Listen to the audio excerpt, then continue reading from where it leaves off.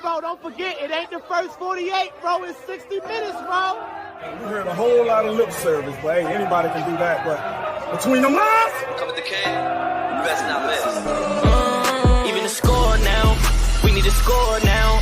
Back on that wall, when you hear that call, you know it's going down. We play from beginning to ending, you know how we finish. Turn to the bank, gotta handle our business. We need the ball, so it's time to go get it. Play with your heart when you hit, make like, who you with? You know I'm with. You come to the bank and get out of line, we sending a blitz. Say who you with? You know I'm with. That purple and black, and when we attack, you know what it is. You're now locked in Zone 32.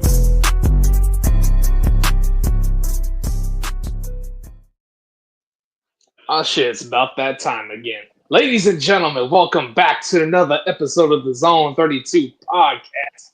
We got a quartet tonight. I don't know what the other two are, but my name is Jake. His name is Drew. His name is Will. His name is BT. Say what's up to the people. No. Fuck you. All right, fine. Fuck off. All right. Anyway, I don't have to eat chili. That I was nice to Jake tonight. That's fine.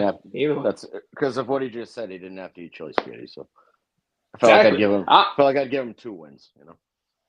Definitely, because because as Drew said, I don't have to eat chili spaghetti tonight because the Ravens fucking beat the Bengals like I said they would. Supposed to, I thought it would be, but you know what? It doesn't matter. Still got the dub. Ravens win 35-34. Bengals fail on a fucking 2-point conversion.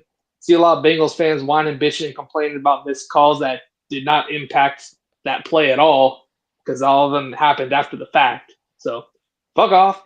Shouldn't have thrown the ball to Tanner Hudson. You had Chase one-on-one against B, Steve. So you're dumb on that. But it doesn't matter because you fucking lost. And Lamar Jackson is fucking balling out of his mind. So, Drew, I'm going to shut the fuck up and I'm going to let you have the floor. Yeah, just shout out Joe Burrow for being an absolute fucking moron. Brandon Stevens one-on-one with Jamar Chase. Everybody in the stadium was probably expecting that ball to go to Jamar Chase. Brandon Stevens was probably expecting that ball to go to Jamar Chase. And Jamar Chase probably would have caught it. So I don't know why he didn't fucking throw it to him. But shout out Joe Burrow for bailing out our fucking secondary after that atrocious showing. Got away from the run a little bit offensively. Not Derrick Henry's best game in a Ravens uniform. I don't think it much mattered because we ended up winning, but that would have been kind of like a main gripe of mine if we had lost, is that the run worked for the most part and we didn't really, run the ball a ton. Especially when your secondary is that bad, like keeping the defense off the field for as long as possible is ideal. Nail painting freak caught the game-winning touchdown pass. I got a nauseating amount of tweets about that. I was mid-tweet tearing him to shreds for dropping the one before that. Right. And then he actually caught the game winner. So I was like, thank God I have that tweet delay on. Literally the play before. Yeah, I figured out how to turn on that, when you're verified, it used to give you this like 20-second window to edit your tweet before it's sent. And then they took that away for a while, but I figured out how to turn it back on. And so I actually had typed the tweet out, click send, and it was still like processing and uploading when he caught the game-winning touchdown. So I deleted that shit really quick before it ever hit the, universe. But yeah, good for him. He did his fucking job. Mark Andrews is fully back. I think it's fair to say now. People were, I don't know, rightfully worried about him. I think that some people went a little overboard and wanted to like trade him and get rid of him. I said give him a couple weeks off, but whatever, back to being himself. So we're all good there. My real takeaway from that game is if I get Marcus Williams to fuck off the field. I don't think that anybody else can watch that game and not have that takeaway. Secondary in general is bad. Brandon Stevens was getting his ass kicked all game. Marlon's Marlon, like he's fine. I want to see more of Nate Wiggins. I want to see less of Brandon Stevens, and I want to see none of Marcus Williams. I think is my takeaway after that showing. Our pass rush is not good either. I keep seeing people post. PFF posted league leaders in pressures, and we're second behind the Broncos. We're like 35 pressures behind them. They have like 240, and we have like 205 or something like that.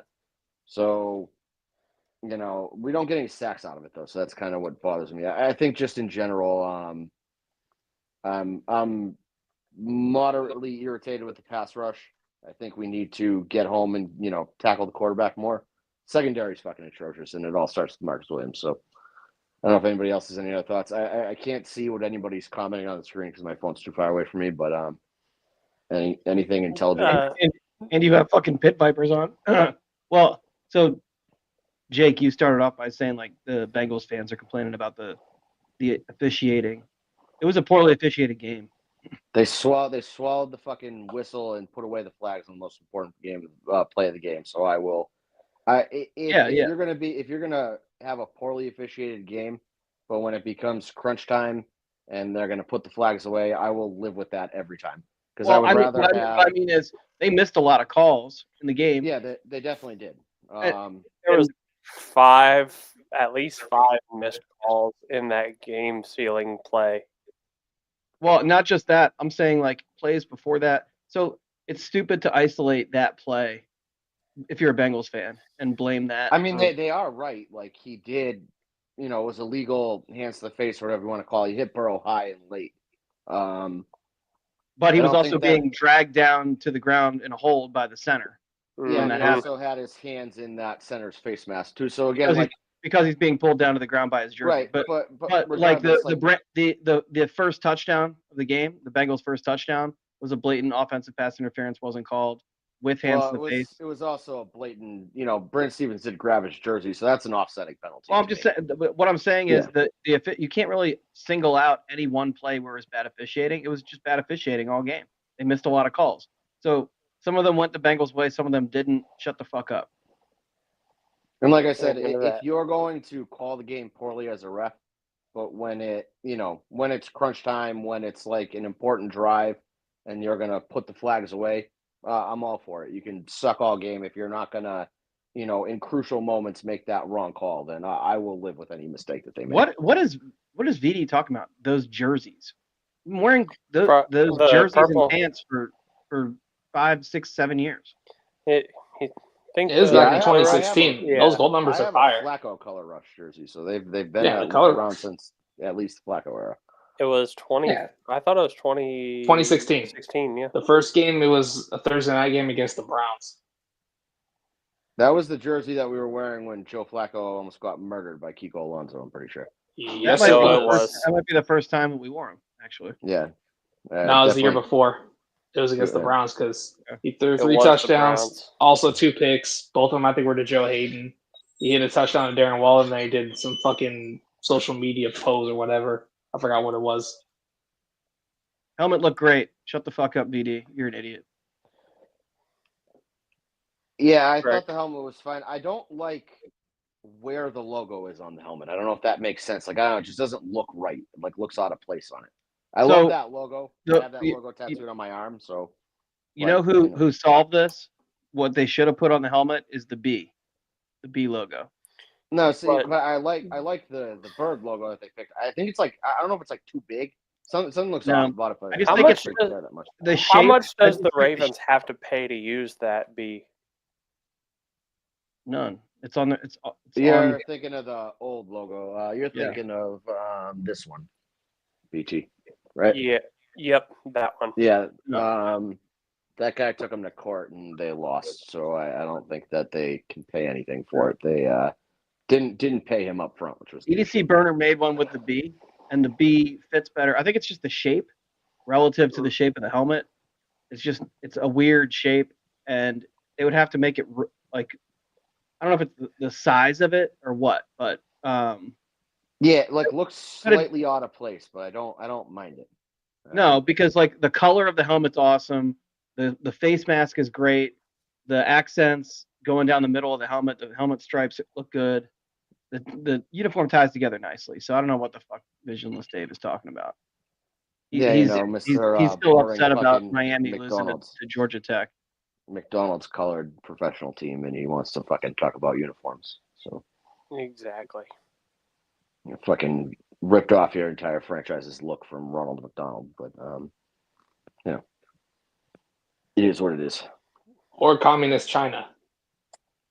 Yeah, it could be that. Actually, no, Soviet Russia. Actually, that's Soviet Russia because that does precede Maoist China. No real difference between the two either. Shitty communist country. So, Yep. The exact same level of cunt on the same spectrum of cunt. speaking of shitty communists, so what are we gonna do to get Marcus Williams out of here? Not really much we can do. We fucking what's up with Kyle Hamilton? I know he has the ankle injury. Any timeline on how long he's expecting to be out? Breaking news. I have some breaking news on Kyle Hamilton. So I DM'd him after the game, and I said, "Ignore this if you're going to play on Sunday," and he has not responded to me yet. So, well done. First reported by Zone 32, he will be playing on Sunday. Damn right. And it looks like Isaiah Likely's going to be playing too. So that's the vibe he's getting with his tweets. Yeah. You know how, this is a really weird situation to be in, given the last few years, but, I'm confident that we're going to go out there and hang 30 on the Steelers, and it really just all comes down to the secondary for me. I've never watched a Ravens team other than, the really bad injury years where I'm like, are we going to be able to stop a nosebleed today? And I just don't know if we have it in us.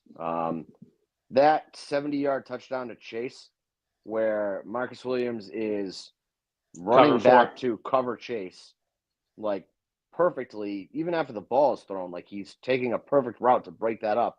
And then all of a sudden he just stops, turns to the side, turns to the side, looks at Brandon Williams and puts his hands up oh, hey, Brandon, what's going on? What are you doing over here? It's dude, what the fuck are you doing? At some point, man, you are you make a shit ton of money to play safety in the NFL because you were an all-pro at some point. You were good at football at some point. What the fuck happened? How can you not figure out cover 4, cover 2, cover 3? It doesn't even matter what the fuck it is. He's getting his ass kicked every day or every game. I mean, you got fucking mossed by Bo Nix, which is just, again, we didn't talk unforgivable.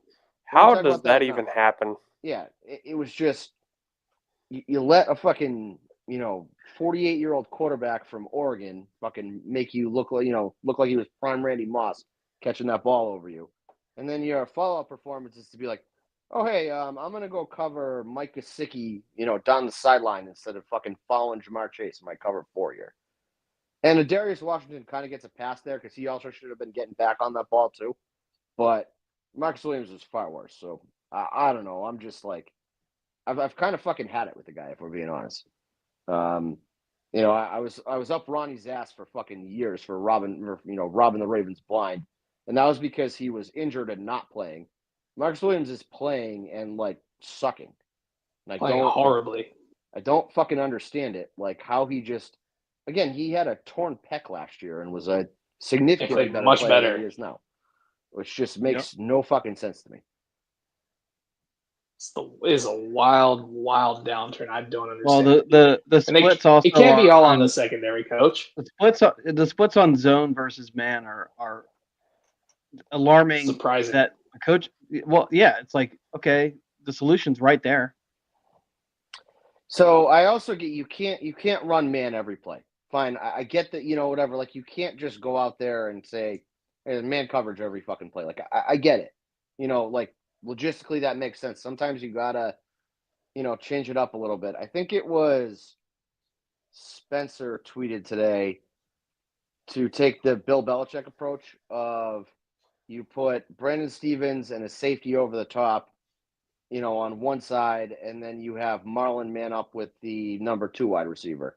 And I read that and I'm oh, it's a really good idea. But then I remember that the safety over the top would be Marcus Williams, and the corner playing basically a bump and run cover 2 would be Brandon Stevens. So we'd get fucking torched anyway.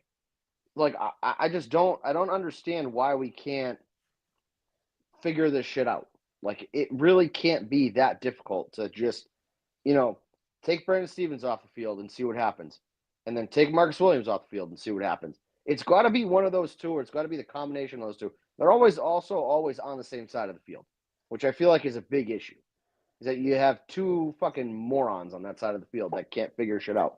Brandon Stevens can't figure it out because he can't turn his fucking head around, and Marcus Williams can't get his head out of his ass, so he can't figure it out. So, Brandon Stevens did make a great play that got overturned on replay, but I mean, also have money. I was looking through the odds for the game, and Brandon Stevens' interception was plus 1,000. So I threw $10 on it. I was like, "Fuck it, why not?" And then I was like, "Holy shit, I just cashed this!" And then he couldn't get a foot down. But yeah, I mean, well, he made a great play. So I got no problem with what he did there. But what comment do we have pinned here? It says Sit Williams, move Stevens back to safety and line Marlin and White at CB. So Who's it from? Someone in the Ravens media just recently say that they're keeping Stevens at cornerback. Yeah, it was Jeff Zrebeck. It was Harbaugh that said it. It was a verbatim quote from Harbaugh at a press conference. But the many Harbaughisms. I just there's got to be something you can do with that secondary that's gonna make it better. It can't be any worse, I guess is my point. Like it literally cannot be worse. We are getting fucking eaten alive out there. And here from the Facebook comments, hiring Swiss Cheese Peas as special consultant for a passing defense that was already as miserable is like watering your plants during a hurricane. Yeah, I mean, fair. Like Dean Pease obviously isn't going to help the situation, but the problem existed before Pease was there. So I don't know. I think if we give up 148 yards or more passing this week, we've surpassed the total of passing yards given up from last year. Oh, 100%. I may have the number wrong, but I know it's like we'll give it up in the first quarter. It's not a one play caliber, giving it up, but it's doable for us to give up, whatever. It's under 200 yards. I know that. So, and I'm sure Russell Wilson is going to fucking torch us on Sunday. I mean, again, like he's, not a good quarterback. I've had many rants against him and his, shortcomings as a quarterback, but like George Pickens is going to eventually get open. It's just going to fucking happen. We're going to have to eat shit on that one.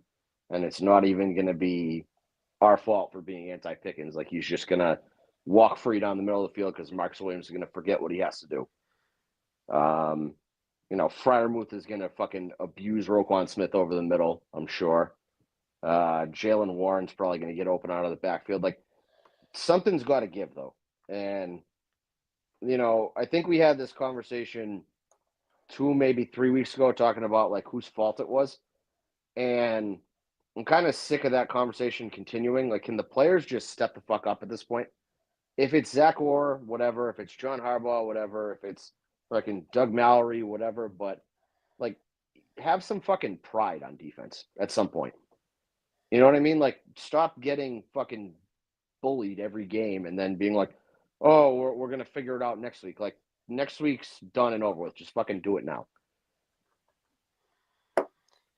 Yeah, another comment says this dude loved Zach Orr as a player, but his defensive schemes leaves a lot to be desired. Every offense we play is licking their chops to pass 40 to 50 times.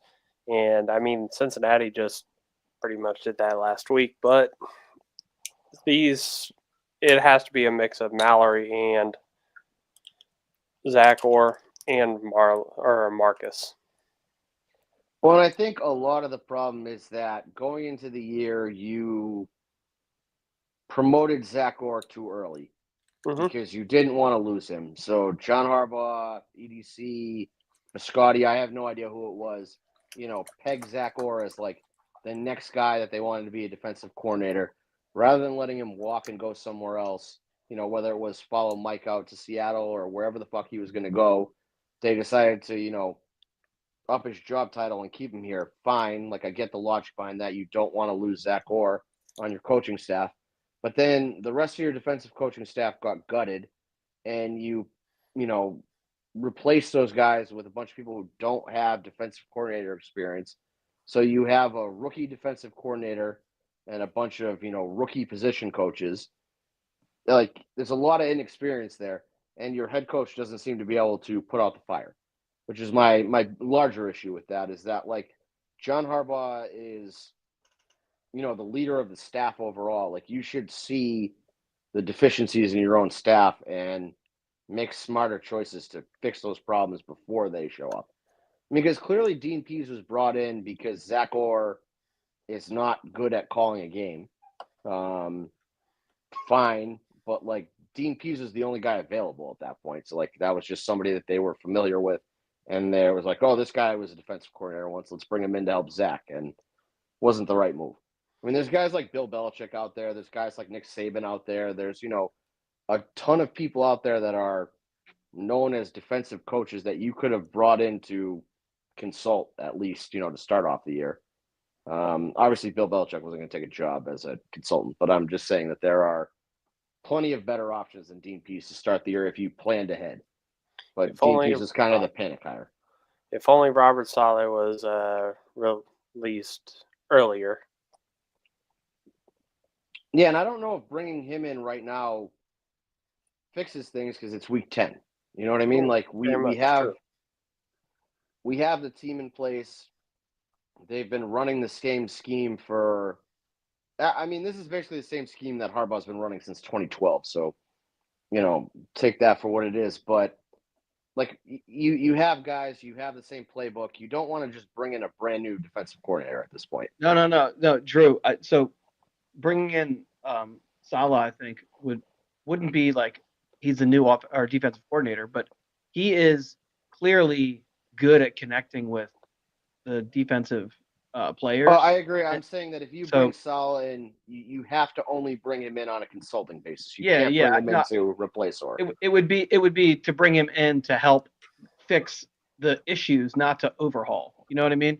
You have to bring somebody in who's capable of taking our current scheme and our current players and enhancing it to the point that it is serviceable. To find the disconnects and fix them. Yeah, and people were talking about Dr. Rush. I was a big Dr. Rush guy last year. I think we all were. Like, where the fuck's he? Why is our pass rush not getting home? Dr. Rush. I mean, technically, we are 4th in the NFL in sacks. I actually looked that up intermittently, which is surprising. We kind of are. 4th in sacks? We are 4th in sacks with 31. Dude, I mean, Kyle Van Noy has 7 fucking sacks, or like 7.5 sacks. And then Matabike had 3 last week. It's a surprising stat. I think Owe has like 5. Yeah, maybe 5.5. It doesn't feel like it. I know it doesn't. It's so the difference. The back is seven is not that bad this year. We don't have a guy like last year. Matabike was. What did he end up having? Like 13 sacks or something like that last year. Yes, he did. Yeah, and then Clowney had 10. Van Noy had 9.5. So like we had guys with bigger numbers. But like, I mean, you could see one of these, like Kyle Van Noy could go on a run again and get to 13. We could have guys around those same numbers. It just doesn't feel like it because there are times when there's pressure, but we're not finishing, and that feels more like before. It seems like in clutch spots we're not coming up with those sacks. Yeah, but those key downs.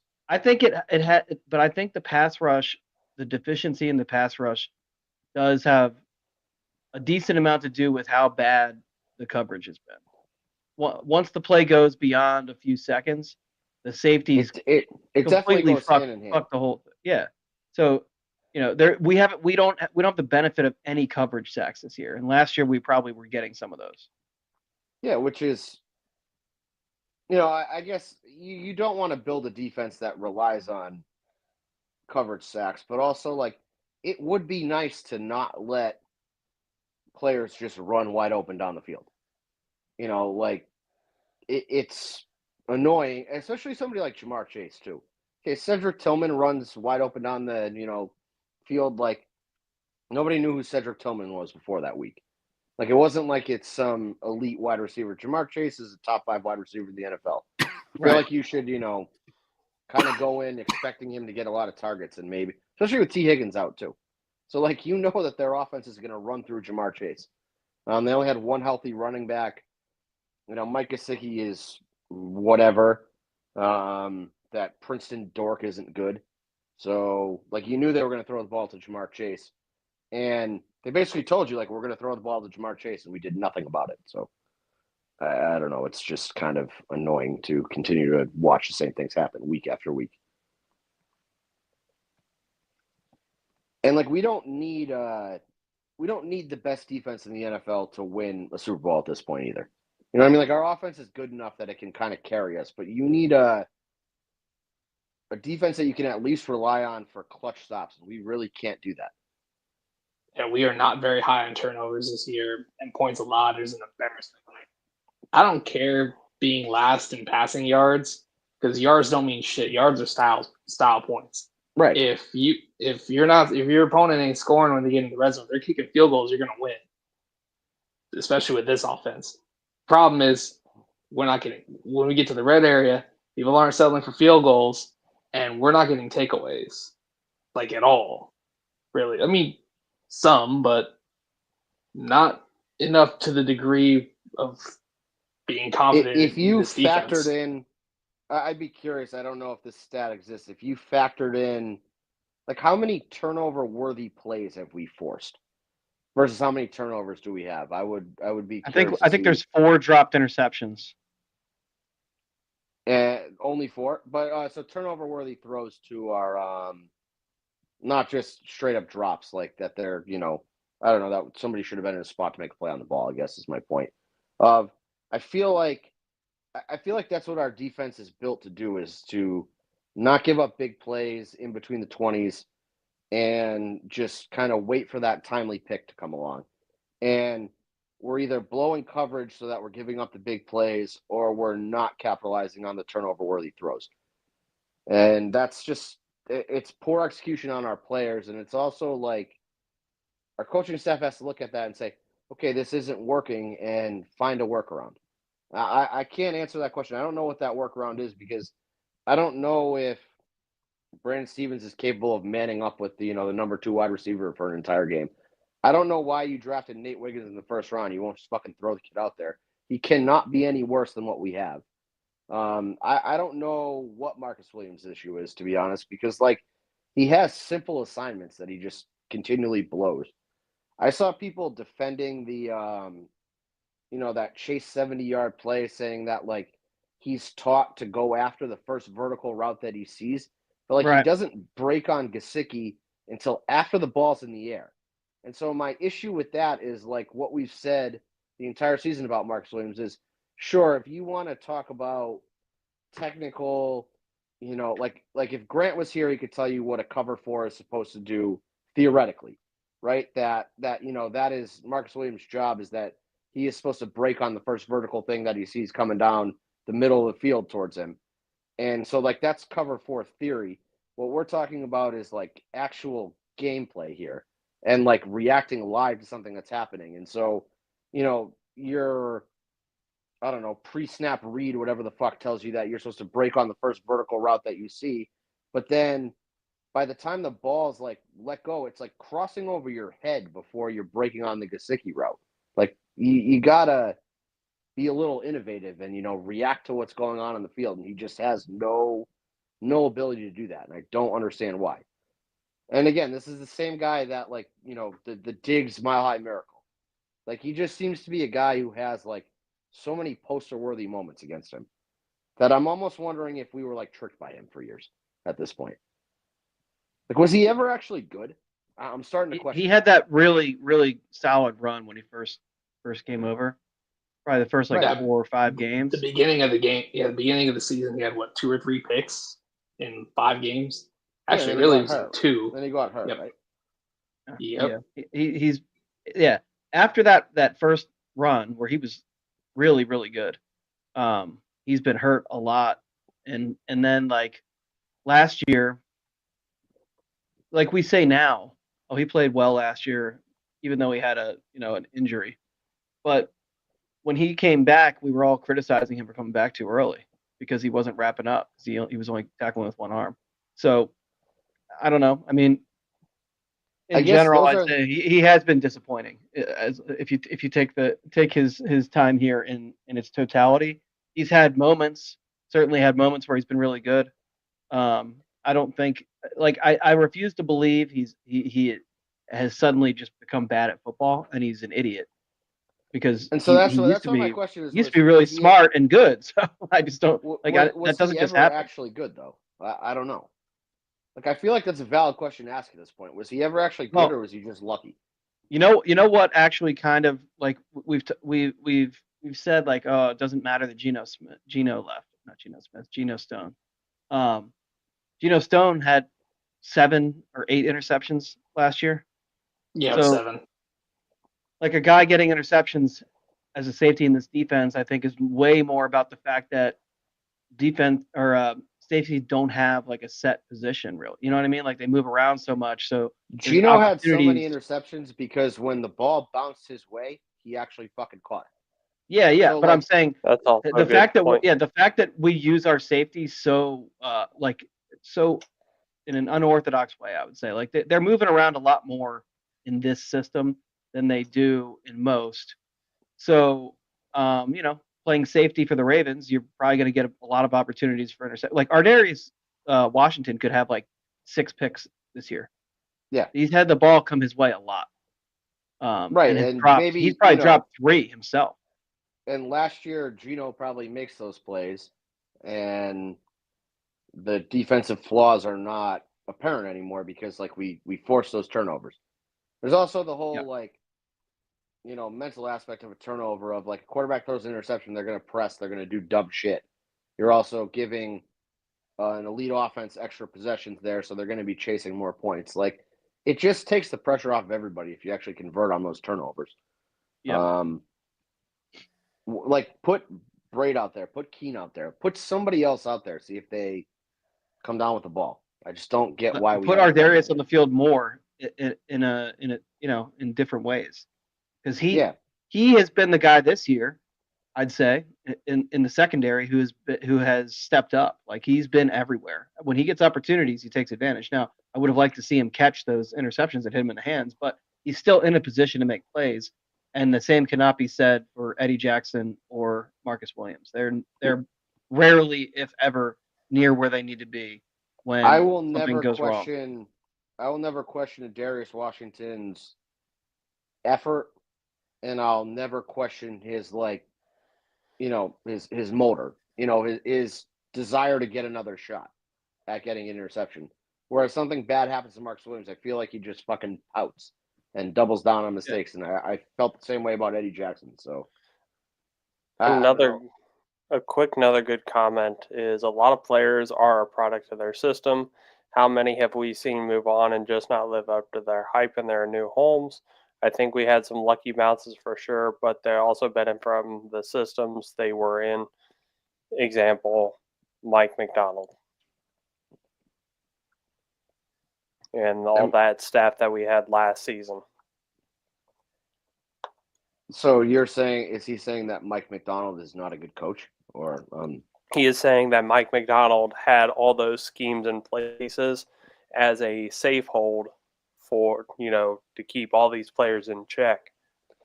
Oh, so he's complimenting Mike McDonald. Sorry, I misunderstood. Yeah, he's saying it's more about the coaching and the scheme than it is about the specific player. In most cases, like I think in some cases that's not like Kyle Hamilton is his own. He's a unicorn. Where we're seeing Zach Orr is like Dean Pease Jr., whereas Mike McDonald was like a easily top 10 defensive coordinator. Well, the Ravens had the number 1 defense in football. So what Mike McDonald did differently than Dean Pease and Wink was that when something didn't work, he didn't just keep doing it, being like, fuck it, it'll work next time. He switched it up a little bit. It's been the same base scheme since Dean Pease took over. Like this is not like a new, style of football that we're playing. Like it's something that we've been doing for years. But Mike McDonald was smart enough. I don't know what other word to use besides smart enough to see when something wasn't working and to adjust it in real time. Whereas I feel like Wink has never done that. Dean Pease never did that. And it's just like Zach Orr is not doing it either. So I don't know why our defensive coordinators can't adjust. It was the same problem that we always have with Greg Roman too. Like when shit was going wrong, when the screenplay wasn't working for Greg Roman, rather than being like, oh, maybe I shouldn't call that play anymore, he'd call 3 more of them. And I feel like it's the same problem with Zach Orr of like having Brandon Stevens and Marcus Williams on the same side of the field has resulted in hell of a lot of passing yards and a hell of a lot of passing touchdowns. And rather than being like, maybe I shouldn't do this anymore, he just keeps doing it, hoping that it's going to work. It's the definition of insanity, repeating the same thing over and over again, expecting different results. And like, it's not going to change. So let's fucking do something about it. Or, Marcus Williams, have some fucking pride and figure it out. Brandon Stevens, turn your fucking head around one time and make an interception. Shut us all up. I don't know. Again, Rashad wants to post his little fashion shows on Twitter after good games. Like, good. When you catch the game-winning touchdown pass, you can do that kind of shit. Marcus Williams, if you want to stop fucking pouting and acting like you're being, persecuted by the Baltimore media and the Baltimore fans for things that aren't your fault, step up and make a fucking play and shut us up. Mhm. It's irritating. Like, I shouldn't be getting this mad over a fucking sports team that I'm not a part of, but I am getting this mad because I keep seeing the same shit happen over and over again. Very true. Well, from that point on, not from that point, we're going to go from one division rival to another because it's about that time. Can we stop calling the Bengals division rivals too? A rivalry means that, it's not one-sided and one side isn't kicking the fuck out of the other side. And when Lamar Jackson is healthy, he only has one loss as starter against the Bengals. So just because the Bengals beat Josh Johnson and Tyler Huntley, doesn't make it a rivalry. Like, we own the fucking Bengals when Lamar starts. So I'm sick and tired of this division rival shit with them. They have not risen to that level yet. 10-1. They absolutely still believe it's a rivalry. The Browns are far more of a rival than the Bengals are at this point. The Browns have actually beaten Lamar Jackson. The Steelers have actually beaten Lamar Jackson. Bengals have really not beaten Lamar Jackson. Mm-hmm.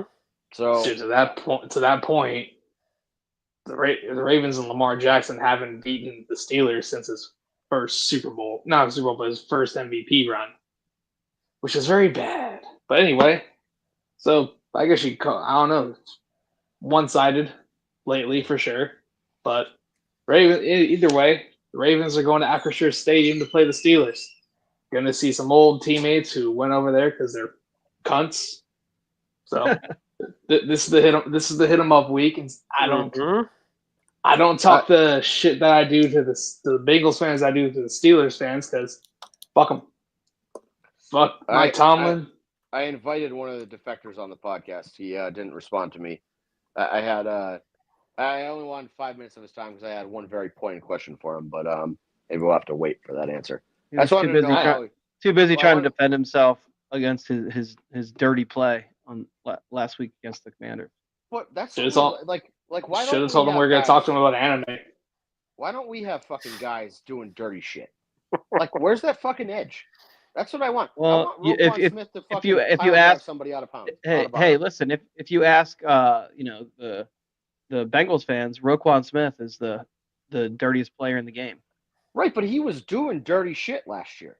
He was hitting people a little bit late. He was, maybe hitting a little high on guys. They're talking about the hit that he didn't get flagged for and now has not been fined for either.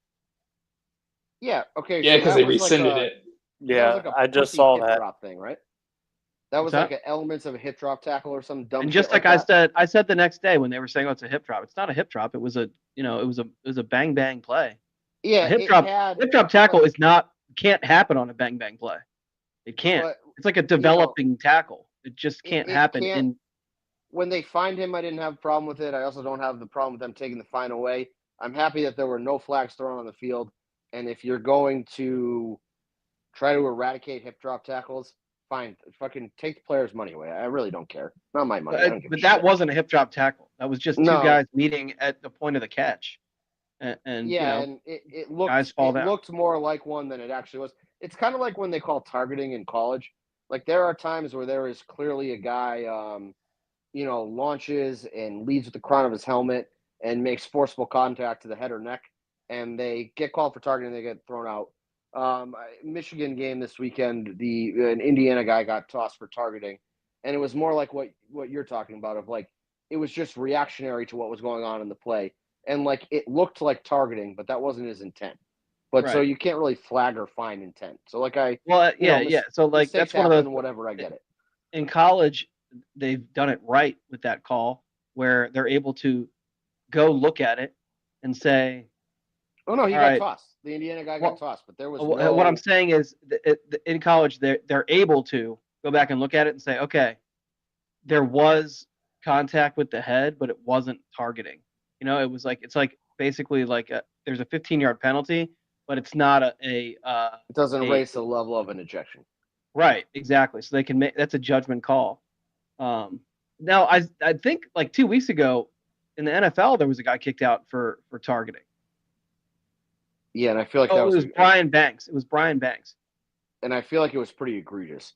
I could be wrong, but if it's the play that I'm thinking of, it was. Like it was pure headhunting. It was like pure headhunting that was determined on review. I've never seen like when there's a targeting call made on the field in college, they review it every single time. Every time. Yeah, they don't ever review it in the NFL, but this time they did. Yeah. But that's a long way of saying like I want Roquan Smith to fucking take Najee Harris's head off this week. I want somebody to do something fucking dirty. I want to fight on the sideline. I want Russell. What I really want to see is Patrick Queen doing that bullshit to trying to do that bullshit to Derrick Henry. Well, so that's what I was going to ask Patrick Queen if he came on. Is that we have the Tylan Wallace stiff arming Geno Stone, going off the sideline. Like, what's Patrick Queen going to do to avoid being Derrick Henry's victim? Is what I was curious to hear. So Derrick Henry. This is another Spencer tweet I saw today. We're giving him lots of credit today, but I believe he said that Derrick Henry has 4 touchdowns in his last 5 games against the Steelers. May even be less than that. He has 4 touchdowns in some small sample size, and he's averaging 4.2 yards per carry, and that was on a team with a horrific offensive line. So that was just Derrick Henry asserting himself on the Steelers. And this year, so last year, I believe he was getting like negative 0.2 yards or something before he was contacted. I think it was like a full yard. It was crazy. And this year he's getting like 2.4 yards before a defender touches him. And whatever the difference is, I'm pretty sure his yards per carry is like the same as the difference between when he gets contacted first. Yeah, right. So if he's averaging 4.2, right, if he's averaging 4.2 while he's playing for the Titans against the Steelers, I mean, this is 6, when you put your parlays in, go heavy on Derrick Henry yards and touchdowns. That's my lean personally. So that's a big change, and I think probably part of the consideration when they were looking for to go out and get a top tier running back free agent, that they needed to be able to beat Pittsburgh, because winning those Pittsburgh games means a lot when you're doing tiebreakers, because not only is it a division game, it's a conference game. So those things all factor into the you have to go 4-2 in the division to kind of feel good about yourself for the year, which means that you gotta either sweep the Browns and sweep Cincy, or you gotta at worst split with Pittsburgh. So you have to be able to beat Pittsburgh, right? And you lose the road game to the Browns. Like, if you're looking at the division schedule, like, the road game to the Browns and the road game to the Steelers are the ones that you're like, I don't want to lose these, but if you do lose them, it's kind of, and the road game in Cincy too, I guess you can kind of look at and be like, if you lose a road divisional game, it's not the end of the world. We've swept Cincy. We already lost 1 game to the Browns, so like, let's beat the fuck out of the Steelers this week. Yep. And again, let's hit Russell Wilson out of bounds. Let's knock them off their fucking game. Let's make George Pickens throw punches. Right. Amen to that. I want somebody, whoever the best shit talker at corner is, that's who I want covering him. Trippy had tweeted earlier today that he wants Nate Wiggins lined up on George Pickens the whole game. If Nate Wiggins is the guy that's going to get under George Pickens' skin, then by all means fucking do that. Line him up all game. And I want somebody telling George Pickens that, I don't know, all kinds of shit. Just whatever the fuck's going to throw him off his game. Offensively, they don't have a ton that scares me. They have some speed with Miles Austin that's kind of, starting to get figured out. Alvin Austin. Miles Austin is old. No, Miles Austin dated one of the Kardashians and played for the Cowboys, right? Yeah. Is that the right guy? I think he had bald head and no eyebrows. Correct. Yeah. Yep, he had a 1 or 2 year span of being relevant in the league. Miles, Tavon, Calvin, they're all short, fast guys. So the same shit to me anyway. So, yeah, I mean, he's kind of coming around. Mike Williams had a more productive one game with the Steelers than he had a whole season with the Jets. So, I don't know, like maybe – but that's all – Mike Williams is a guy that I want Marlon covering. Skill set wise, that kind of matches up a little bit better for me. More physical. Jalen Warren and Najee Harris. Jalen Warren is better than Najee Harris. And I feel like if Travis Jones is healthy, then Najee Harris is kind of going to be a non-factor. He does most of his damage in between the tackles, and we've done a pretty good job stopping in between the tackles running. It's Jalen Warren to the outside that I'm a little more nervous about, but again, doesn't totally scare me. Freiermuth, I feel like you have to put Trenton Simpson on him. Again, stop putting Roquan in these positions to get embarrassed. Put Trenton Simpson on the field more and let Roquan kind of do what he does. So again, that's like the defensive game plan. I'm sure it's all going to go to shit, and George Pickens is going to run free down the sideline for like an 80-yard touchdown at some point. But if you can just kind of limit the embarrassing plays on defense and only give up a couple bad plays, then I can live with that. Offensively, the Steelers have been pretty good at stopping the run this year. But like we just talked about with Derrick Henry, I'm not really as concerned. I don't think they've faced a running back like Derrick Henry yet. And for whatever reason, the drops seem to hit us the worst when we play Pittsburgh. Last couple of years, our wide receivers have had a ton of drops. I think this could be a big Deontay Johnson game, though, because Mike Tomlin is running his fucking mouth about Deontay Johnson. So John Harbaugh is a petty guy. We know this, and John Harbaugh saw those comments today about Mike Tomlin saying like Deontay Johnson, there's bigger roles for me to be worried about. That's not one that concerns me.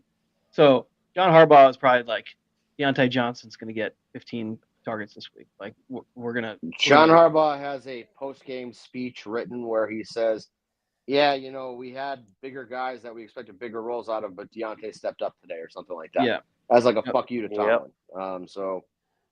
That's kind of the guy that I would look for to go off. Zay, matches up well against them. They kind of have more of a physical defense, and Zay's kind of got the make them miss yards after the catch kind of guy. Sure, Bateman will have 2 or 3 backbreaking drops because that's just what he fucking does. On that topic, how about this? Let's put this on the record. Rashad Bateman, I know you seek out what we say about you. Pussy. Hear this very clearly. If you drop one fucking pass this week, it's going to be a bloodbath for you next week. This is you cannot, after what you did last year, come into this game and drop any passes. Rashad, I'm not going to threaten you. You're just a pussy. So prove me wrong. Okay. You're being a lib right now. I'm not saying a bloodbath like I'm going to go to his house and kill him. I'm talking about on this podcast. It's going to be a bloodbath. I wouldn't mind that, end result either. So who's the lib, Mister? I'm going to say mean words to him. Like let's. I'm about some action. No, we are going to be very.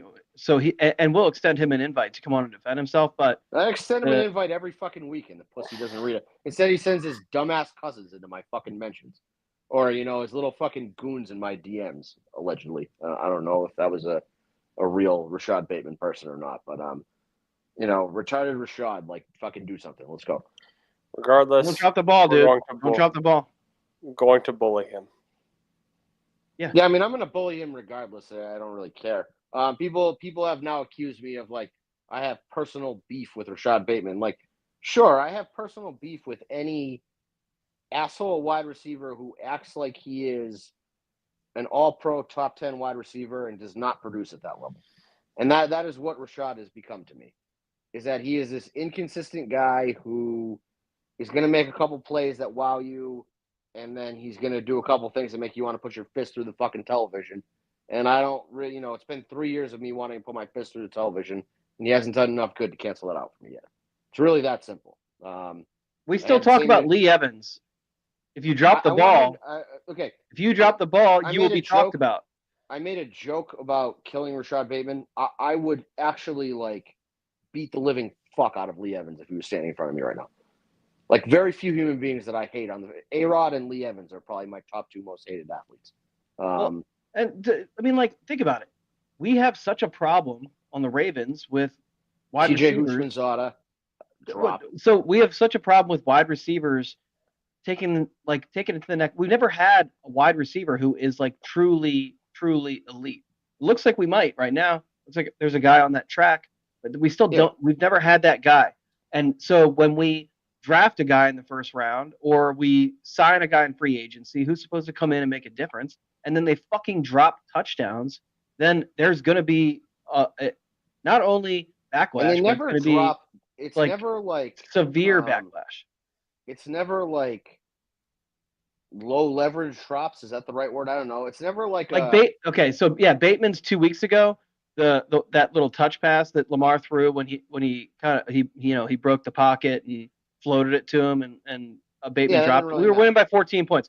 That was a low leverage drop, but it means something because he dropped 2 crucial exactly downs. So it means something because it's him dropping the ball after he's already been dropping the ball in huge spots. So Lee Evans drops the game-winning touchdown pass against the Patriots in the AFC Championship game.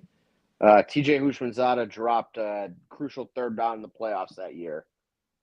Hollywood Brown drops like 4 touchdowns in a game that we ended up having to win by like a miracle 66-yard field goal that bounced through.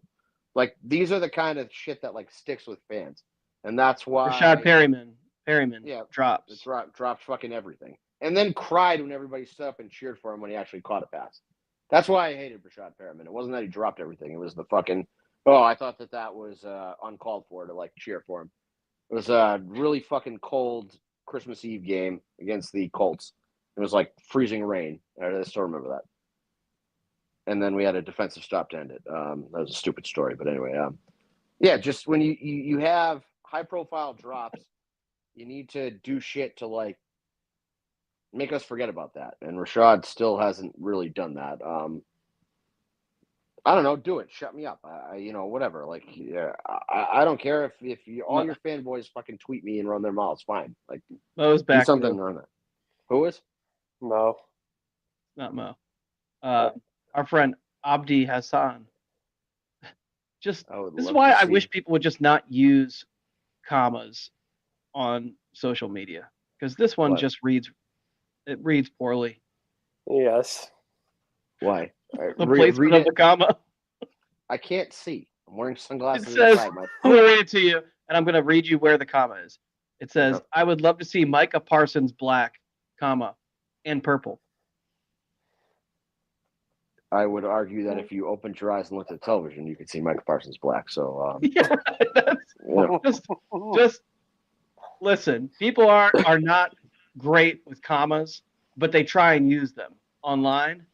And you can really tell the people who know how to use commas and who don't, because either it's perfect or they don't use them at all. And those are people who understand commas. And then there's people who use them like this, and they don't understand how commas work at all. So just I like the semicolon people more. I like the semicolon people more. They're way funnier because nobody wants to use a fucking semicolon in general, even when it's the right time to use it. So when people try to throw them in tweets, I'm like, oh, so you're trying to sound smart and you're not. Yeah, too many. Just get rid of get rid of punctuation altogether when you're online. Doesn't matter, unless it's like if it was the other way around and you really needed to put some kind of punctuation in there to make sure that it doesn't read in a questionable way. Then go ahead. But right, yeah, like I'm thinking of like things that you could say without a comma that may be read wrong. Typically they make you look like a sex offender or something like that. Okay, so yeah, maybe throw in the comma there so you're separating thoughts and not looking like a pedophile on the timeline. But like, yeah, they're just less punctuation is better. Spelling is for nerds, stuff like that. Yeah, typical social media decorum. Yeah, well, my favorite thing is when you eviscerate someone. Like you're in an argument, you have the greatest point ever, but you have like a misspelling or a typo in there somewhere, and their response is just pointing out the typo. And I'm like, It's well, like but then they kind of win at that point. they do, right? That's like Yeah. so. That's why, especially why with that's why that punctuation. tweet delay Forget the works. punctuation. That could be someone's loophole to winning the argument with you when you actually win. So bail on the punctuation. I think I try to. Yeah. Speaking of Micah Parsons, I don't know. He said something that pissed a lot of people off this week. Something about I don't know. He feels bad for guys on 1-year contracts having to play under Mike McCarthy. So just shout out. Oh, I didn't see that. Yeah, he in front of the camera. I listened to the quote. It was something to the effect of like, "I'm here for a couple more years, so like whether Mike coaches next year or not doesn't really affect me. But like I feel bad for guys like." I think he mentioned Zach Martin specifically. Oh, who's like on the I last year see. of his You see. contract. Okay. I thought you meant guys they signed to 1-year contracts. You're saying guys No. who are on the last year of their Okay, I got it. Yeah. Yeah. So top 5 GM Jerry Jones kind of dropping the fucking ball in Dallas. Real shame There's that a Grant. lot of bad going on there. Real shame that Grant's not here to defend that point. Most absurd thing ever said out loud on this podcast. I don't know. But part of that was him praising Ryan Poles too. They got a great situation in Chicago, huh? All those trades. Well, DJ Moore, which was the entire premise of that argument. DJ Moore, who's a great player, but DJ Moore is like a malcontent out there and like walking off the field in the middle of plays. So remember the meme of the Joe Burrow to Chase and there's no offensive lineman or Joe Burrow behind. I don't remember who the top offensive lineman was that year, like throwing to wide receiver A. Like the Bears tripled down on that and got 3 really good wide receivers. Signed DeAndre Swift, who's like, I don't want to say like a mini, kind of like a poor man's Alvin Kamara, I would say. A guy who can like catch and run out of the backfield. But they have no fucking offensive line. And they have some, retard offensive coordinator who can't call plays. And you got a nail-painting rookie as your quarterback who can't deal with getting hit. And not just that, the offensive coordinator that they he got fired.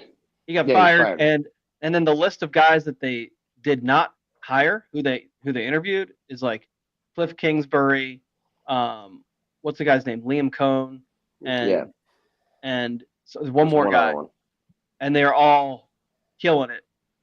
I forget who the third one was, but all of them are crushing it. And Todd Monken's got some ties to Chicago too. I feel like they were in on him before we got him last year. So, even like before Waldron came in. So, just a horrific choice. I mean, I also feel like Grant put Miami's general manager in the mix. They fucking suck. Chris Greer, he did. Yeah, he did. Just in general, fucking loser franchise. Tua leading with the crown of his helmet on a tackle was one of the dumbest things I've ever seen somebody do. I know we don't typically talk about other games, but I don't know if anybody saw that last night. Tried to make a tackle and led with his head. So just. And then he was laughing it up about it after the game. Yeah, total fucking moron. Tyreek Hill beats women. Again, like just. I forgot Odell Beckham was on that team until every once in a while on an offensive play you just see him wandering around out there. So he made one catch, I believe. Yeah, man. Just total loss for Grant on that. That was maybe one of the worst lengthened arguments we've ever had on this podcast in terms of just how many wrong things he shoved into one segment here. Trent Baalke was on there too.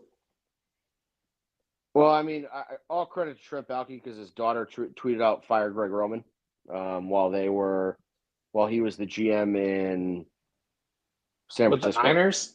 Yeah. Yeah, she tweeted some really negative shit about Greg Roman. I just remember that. So I have respect for the Baalke family, but that's fair. Just funny. It's funny that is epic. Even worse. What did he say?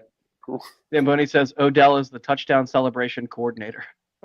And it's literally all he does there. Yeah, man, he took a nice paycheck to just retire in Miami. He was probably going to hang out in Miami. Where he already lived. Yeah. Right. Can't say I blame him. No state taxes. Sunshine. Yeah, just got to deal with hurricanes sometimes. Yeah, every once in a while. They don't really hit Miami, though. They're pretty safe over there. or they're about to get hit again in Again? the southwest Florida coast. Yeah, Goddamn BlackRock hurricane machine working overtime. I know. Election's over, and they're still pumping them out. Yeah, what the fuck? I thought that they They're were really like, punishing Florida. Yeah. Yeah, really punishing Florida for going red there. God damn. Right. I got way too deep into one of those conspiracy threads one time. It was one of the most interesting things I've ever read. That people who are Yeah, you got so far, you were like, this is really starting to make sense. No, it was like I walk among these people on a daily basis, and I don't know that they're this stupid. Well, Like, it was just the was dangerous so part fucking about wild. those threads is, like you said, if you get too far in, then you have to, like, it's like Inception. Like, you need the totem. Mhm. Like, you need to know, like, am I in the thread now, or like, am I still safe? You can get too deep. Like, is this the guy who made my coffee for me this morning at Dunkin' Donuts? Did he put like some drug in it? Yeah, it's just terrifying. Yeah. You have to remind yourself, okay, I'm reading this for laughs. Don't It's don't like take it seriously. It's like watching InfoWars. If you watch InfoWars as a comedy show, it's fucking peak entertainment. Alex Jones is fucking hilarious. But then you're like, there are people who watch Alex Jones and are like, oh my god, he knows everything. Yeah, they're And I'm taking like, notes. Yeah. Yeah. I was like, you are the dangerous people that I don't want to be be around, like be near in public, because you're a threat to society if you believe that kind of shit. So Him dressing up in that fucking frog suit, painting his face green, and hopping around as a gay frog was one of the better things I've seen on the internet in a long time. It was That was fucking hysterical. hilarious. Like arguably, he's definitely in on some of it. He has to be. So not to get too far off, topic here. There's a documentary of the whole Sandy Hook thing with him, and one of the fathers is talking to him outside of the court, and is like, "Fuck you, you're a piece of shit," blah blah blah. He's like, and the father's like, "I don't know, I have autism or some mental deficiency," and Alex Jones looks him dead in the face and goes, "Yeah, I'm kind of retarded too." And it was the hardest I've ever laughed at anything I've ever seen on television. I'm like, this is why he's peak entertainment, is that he is just like nobody. I would never think to say that to somebody, but it was fucking hilarious. But I'm like, there are people who watch him and are like, oh yeah, this guy's the smartest person alive and knows everything that happened in the world. I'm like, no, he's just a fucking moron who's selling you like fake supplements, but incredibly entertaining. All right, y'all want to get into the Ravens scores and jersey combinations? Do we want to get into scores? I don't even know if I want to give a score, because like I just, how many points is our defense going to give up realistically? Like, I'm now okay with settling of giving up like 28 points. Like, I feel like I could just live with that. If I went into the week knowing that we're only going to give up 28 points, I'd love our chances. But I don't even know if I can be comfortable with that anymore. Basically, I mean, that was going to be my score pick anyways. It'd be like 30-27. I mean, yeah. Which fucking scares the shit out of me, because like we have these offensive meltdowns against the Steelers all the time. Well, and like last year, last year we lost on blown coverage against George Pickens at the end of the game, or should have won the game, and especially because we had 7 drop passes and 3 drop touchdowns or something. Yeah, we had 7 drop passes, and I think Marlon hadn't played in 6 weeks, and that was like his first game back, and he played a go route wrong on a cover 0 call on like a critical play, and it's just like, is our defense going to put us in that spot again where 3 blown coverages and all of a sudden it's a game again, and who the fuck knows what happens? Like, I don't want to deal with that. I'd love a stress-free Sunday, I guess is what I'm getting at here. So, same. This team ain't built like that. Stress-free Steelers Sunday, man, that would be fucking glorious. That would be wonderful. The last stress-free Steelers Sunday we had, RG3 started. Yep. Yeah. Yep. Which is terrifying. Yes, and that was in the last decade. Wednesday. Not this current decade. Yeah, it was 2019. No, it was 2020. No, it was the COVID season. No, it was 2019. But it was 2019 because it was right before New Year's. But no, it was after New Year's. It was like January 4th or something like that. Were we resting? Yeah. Let's double check the date, because I'm pretty sure it's December 30th. I think it was shortly after New Year's, but I could be wrong. Hold on a second. It was double check 100% this week. real quick. It was 100% week 17 of 2019. It was. All right, let's And I'm see, thinking it let's was see. after New Year's, but now maybe I'm wrong because there was only 17 weeks, not 18 weeks. December the 29th. It was before New Year's because we had the like I bye said, week. Yeah, like I said, it was last decade. I don't know what the fuck you're talking about, Jake. It was back when Michael Thomas was good at football. Right? Yeah, it was actually because that was his he broke Offensive player of the year. Yeah, offensive player of the year. He broke the record for most catches in a year. He passed from Marvin 146? Harrison. Something like that. Who's the retard that Will was all like, "Oh, we should sign him over, Michael Thomas," and we signed him, and he's like, "Oh yeah, we gave him all his guaranteed money. He's definitely gonna make the roster," and we fucking cut his ass. Russell Gage. Yeah, that was. I mean, Russell Gage has gotten signed to an NFL team, and Michael Thomas hasn't. So. Yeah, but Michael That's Thomas also was true. brutally destroying, Mascara guy on Sunday, so that was pretty fun to watch. All right, yeah. Derek Carr, total asshole. Yeah, something needs to change though. I mean, we can't continue losing to those fucks because that's. Jake, did you give your score? At least, you said it yeah, was 30-27 your score. 30-27 Ravens. I'm not doing the cute thing like I did week 1. So if we don't beat them at all this year, I will never pick this team with John Harbaugh and Lamar Jackson running the show to beat the Steelers again because they've proven they can't. If they don't do it one this year, you got to either beat them this week or you got to beat them right before Christmas.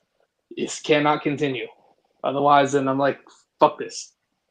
Which I mean, we've seen over the past couple of years. Harbaugh doesn't like to win ugly games. He likes to win the style points because he's a bitch.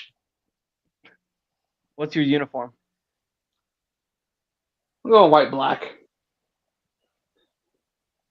Why? I'm not sure, but I'm just going white-black. It's a safe answer. All right. BT? I'm going to go white-black as well. And as far as score, I was going to go a little bit lower. I was going to go like 27-24 Ravens. Okay. I'm going to go white-purple.